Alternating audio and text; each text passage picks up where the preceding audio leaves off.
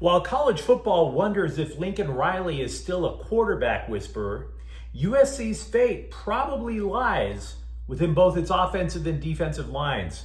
Hi, I'm James of Faithful Angelino Sports with a season preview for USC football. And if you enjoy talking about the Trojans, don't forget to subscribe to the channel. We're talking USC football almost every day here.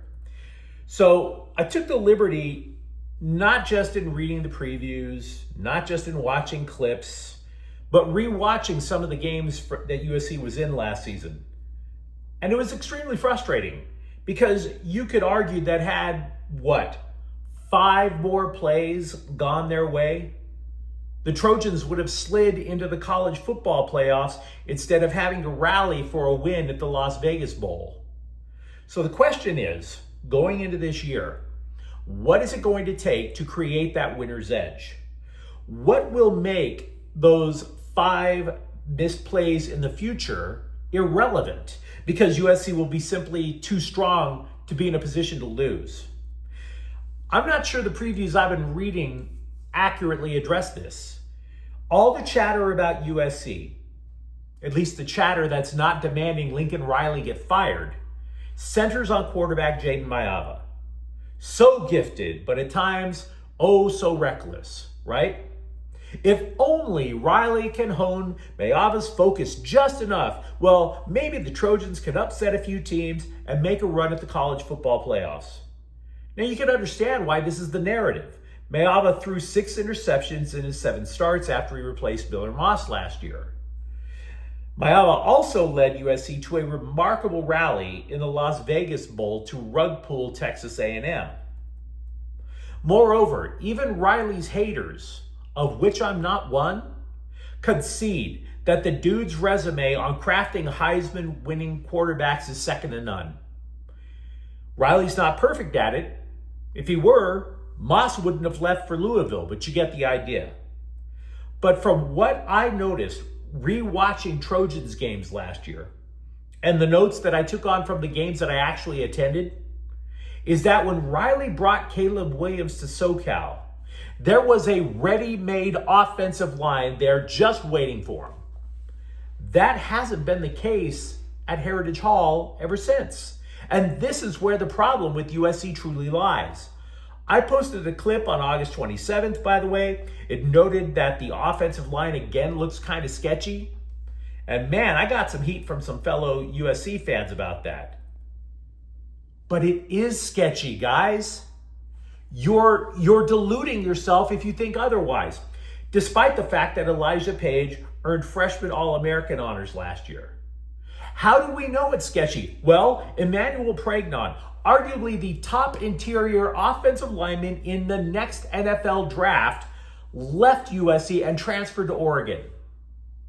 Then USC tried to bring in DJ Wingfield to replace him.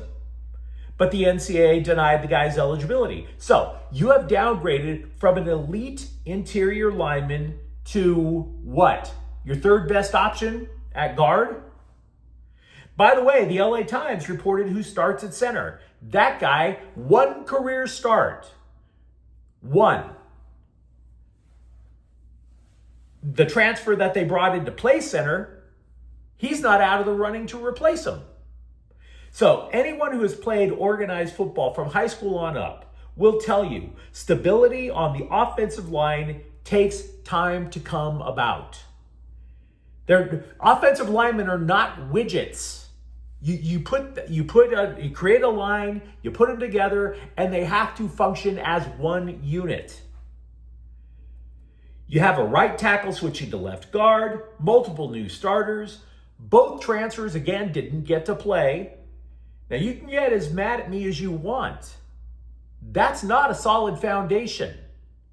And you need that solid foundation for the quarterback, Maiava, not to get pressured. For running backs to get yards. The Trojans really like their running backs. Wayman Jordan's going to be your starter. But for GT counter, USC's bread and butter running play to work, the linemen have to be synchronized. Now, I'm not trying to sit there and tell you that it's all bad for USC's offense. That's not true. I'm simply giving you the warning sign here. I could be wrong, by the way, but I think this wide receiver room is better than the one that had many more, studs in the room last year. The superior talent did not help. Here's why. Riley's offense is designed on everybody getting touches. Everybody eats, right? If you have the reason to believe the ball is coming to you, theoretically, you're going to run your routes crisper. You're going to be more focused. But one of the problems the Trojans had last year, too many receivers, not enough passes for everybody to get theirs, and so players checked out. Multiple people noticed that the players in the receiving room were checking out if they knew the ball wasn't coming to them. So Zachariah Branch transfers to Georgia. Okay. So what? I saw him take plays off. Now this year, it's somewhat the reverse. There's not an excess of 5-star recruits in this room. There's Jacoby Lane, there's Makai Lemon, and then there's 9 randos. So Lane and Lemon know they're going to get their numbers, but the rest, they're going to have to fight it out. Actually, I think that's a good thing. A receiving room doesn't have to gel, whereas the offensive line does. And by the way, USC is still going to put up yards, right? The Trojans were burdened with so many problems last year. A quarterback change, iffy line play, a disinterested group of wide receivers, and they still wound up 23rd in the nation in total yards. But what we're talking about, again, is what it's going to take for USC to accelerate the program back to playoff conversation. For that to happen, Maiava has to avoid turnovers, and that means a questionable line has to function as one super quickly. Now for the good stuff. I think the defense is going to take another leap this year. I think the defense is going to put USC in position to win every single game this year. Why? Because they put USC in position to win damn near every game last year. And that was despite a defensive front that was clearly not ready for the Big Ten. Now, this is where Riley deserves credit for recognizing Alex Grinch's Speed D was a dumpster fire. And so Riley hired D'Anton Lynn from UCLA, Eric Henderson from the Rams to coach D-line. The brain power in that coaching room is really impressive. And coaches from around college football are starting to think that the talent is catching up. Another coach said of USC's defensive front, quote, "I think they take a jump this year because they're bringing in more talented players to a proven system. That's what gets lost about the USC teams that won big. They were killers in the front seven," unquote. Now, quotes like that make me smile. See, the Trojans only sacked opposing quarterbacks 21 times last year. Think of the 6-1 score losses that USC endured. How many of those could have been avoided if the Trojans could have just put a little more pressure on the quarterback? And I really like what this defensive line has. We've been talking at length about transfer Keyshawn Silver. Same for freshman Jakeem Stewart. But the rotation overall should provide continuous pressure. Braylon Shelby, Anthony Lucas, Devon Tompkins. Now, for clarity, USC doesn't have a front seven like the other coach was mentioning. They primarily run nickel coverage in the defensive backfield, which means you got only 6 guys left. Now, Lynn will counter that by switching fronts. He sometimes goes with a 3-3, sometimes goes with a 4-2.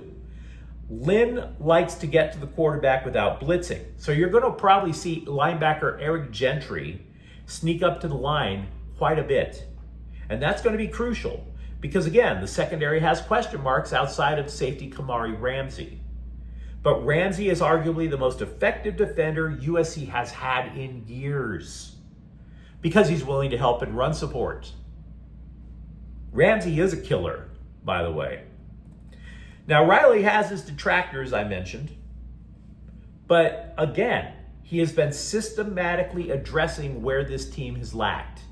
Consider special teams. Transfer Caden Chittenden hit on almost 79% of his field goal attempts with the UNLV last year.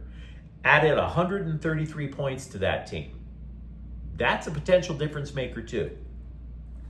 So, what are we looking at total? We talked about the talent. Well, where the Trojans are going to have to improve, aside from the offensive front, they were only 1-4 on the road last year, and that road win was a bus trip away over at UCLA. USC is going to have to travel to Oregon, Notre Dame, Illinois, and Nebraska. Now, I do realize that many people are pointing to Notre Dame, Michigan, Oregon as the so-called make or break game of the year. I'm not sure. I'm considering Iowa. Many people are predicting the Hawkeyes as a surprise team to make the national playoffs, right? The reason is because Iowa finally has a quarterback. But the bottom line is this: if the Trojans can get that win at the Coliseum, they overtake the Hawkeyes, and now all of a sudden they're the ones who are in the conversation. So yeah, while the scribes have been saying that USC's fate rests solely on Maiava, and there is some truth to that, but Riley hasn't even named the guy's backup if he flames out. So in my opinion, the winner's edge is going to boil down to his supporting cast. If the offensive line gels, Maiava's less likely to rush a decision. If the receivers don't give up on plays, USC is going to chew up their opponents. But those are legit questions. Legit. You can be as mad at me as you want. They're legit.